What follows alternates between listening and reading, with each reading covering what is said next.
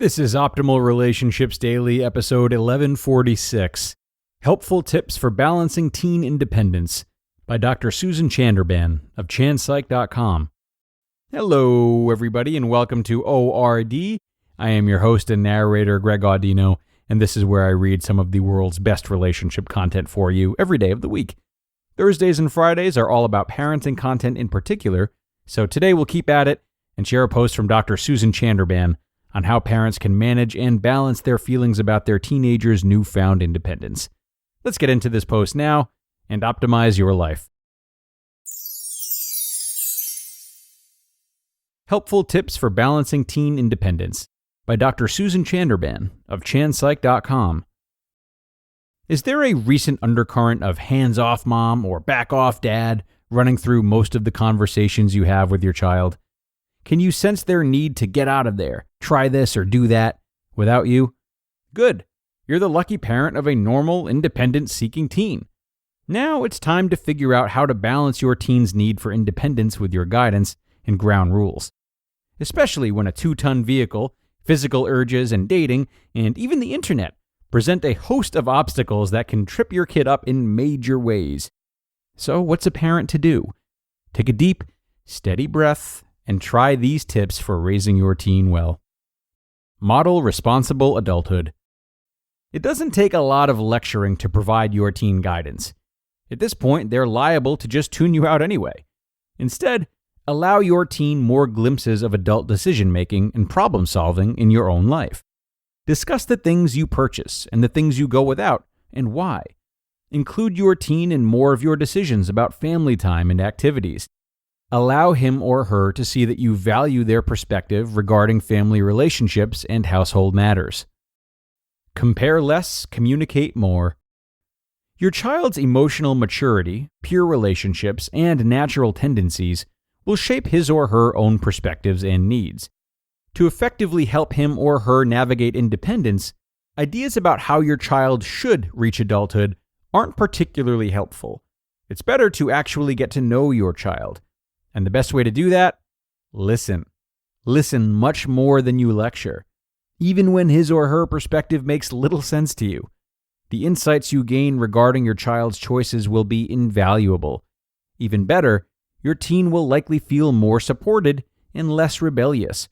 Together, you'll be able to communicate and negotiate safer, more logical options for expanded freedoms.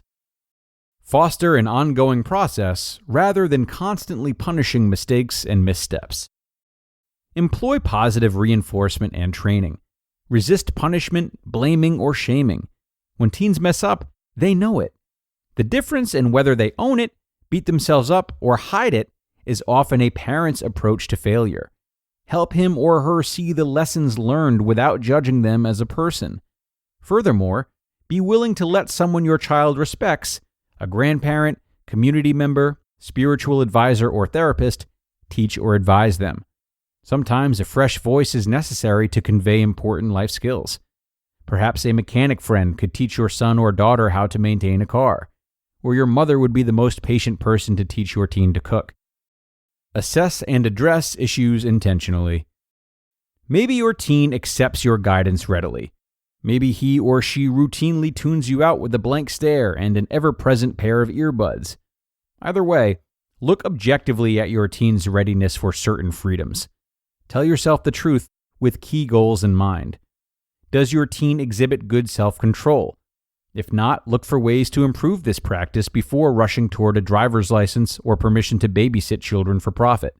How does your teen cope with the unexpected? Life is full of twists and turns. Give your teen more chances to manage them at home so that they feel more capable in the future. Is your teen personally responsible and communally considerate? To get the stuff of life done, both qualities are vital. Back away from your teen's obligations and relationships. Allow them more opportunities to function on their own. Allow your teen to start weaving his or her own safety net. You don't want to see your teen fall. However, a few strategic bumps and bruises along the way teach some really important lessons, like how to put certain boundaries and safety precautions in place for themselves. This is not to say that your boundaries and ground rules go out the window. Consequences and your authority are always vital to the safe, effective running of your household. Simply amend and accommodate your child's transition. Most importantly, hear your teen's attempts to express him or herself. Offer olive branches and options. Set goals and priorities. From there, the balancing act of transitioning a dependent child to an independent adult will be more productive and less problematic. Parenting a teen can be a tumultuous journey. Take care of yourself too. Enlist the help of a counselor or therapist for more parenting tools if you need them, or your teen needs someone to talk to. Along the way, you're both likely to learn a lot. Embrace the chance to positively grow and change. Then, one day, you'll notice the scales have tipped, and your toddling teen is walking tall. You just listened to the post titled, Helpful Tips for Balancing Teen Independence by Dr. Susan Chanderbhan of ChandPsych.com.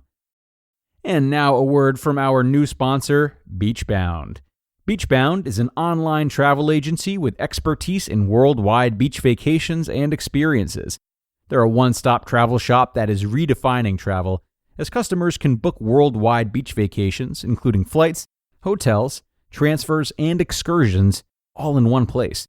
And they're committed to creating unique getaways for their customers' desires.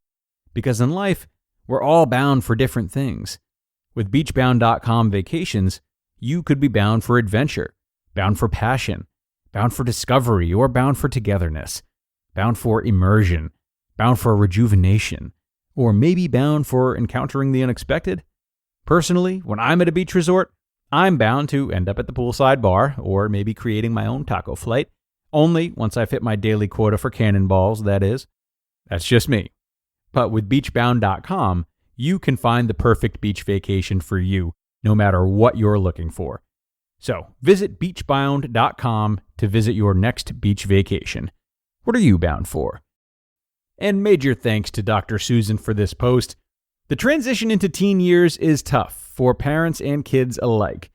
But what she's advised is very aligned with the other parenting experts we've read from, and that is to work with your children, learn from them, set healthy boundaries, but ultimately don't commandeer their individuality or their ability to make decisions. In other words, embrace the parts of them that are independent while still being a guide. And like Susan said, also embrace the opportunity to grow and change yourself. This is not just about them, it's also about you. How can you find your own independence again and let go a little and not be so reliant on your role as parent? But at the same time, how can you learn to parent all over again, but in a more efficient way this time? A way that's more appropriate for their current stage of development. It's this time that gives you a chance to be a good parent to them as an adult. And that's different than being a good parent to them when they're children. It just goes to show the journey never ends as a parent, even after they've left the nest. That'll do it for today, though, everybody. Thanks so much for listening, as always, and for staying until the end. If you know a parent who might be struggling with this, definitely share this episode. We always appreciate that. Otherwise, I'll look forward to seeing you again for tomorrow's Q&A episode. That's where your optimal life awaits.